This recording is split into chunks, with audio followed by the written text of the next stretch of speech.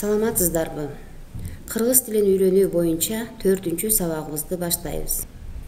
Бүгүнкү сабагыбыздын темасы үй бүлө. Сабактын максаты үй бүлөсү жөнүндө айтып бергенди үйрөнүшөт. Ат атооч сөздөр, анын ичинен жактама ат атоочтор менен таанышышат. Сүйлөө кебинде жактама ат атоочторду туура колдонууну үйрөнүшөт. Бүгүнкү сабагыбыздан кыргыз тилиндеги ат атоочтор жөнүндө маалымат алышат. Сабагыбызда колдонулуучу лексикалык каражаттар мен, сен, сиз, ал, алар, биз, силер, сиздер. Менин атым Нурлан. Мен 25 жаштамын. Биздин үй бүлө чоң. Биз Кант шаарында турабыз. Үй бүлөбүздө 9 киши бар. Апам, карындашым, эжем, иним, жубайым, 3 уулум жана мен. Апамдын аты Сааданкүл. Ал азыр ардактуу эс алууда. Карындашым Кант шаарында жеке фирмалардын биринде иштейт. Ал программист. Эжем мектепте мугалим. Иним аскерде.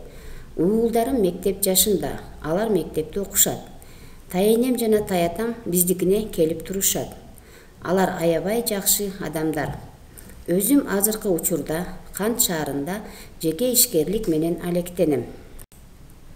Кыргыз тилинде ат атооч сөздөр затты же алардын белгилерин атабай, аларды жалпылап көрсөтөт.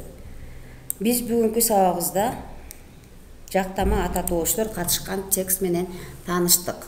Ат атоочтор маанисине карай жактама, шилтеме, сурама, аныктама, тааныгыч жана белгисиз ат атооч болуп бөлүнөт.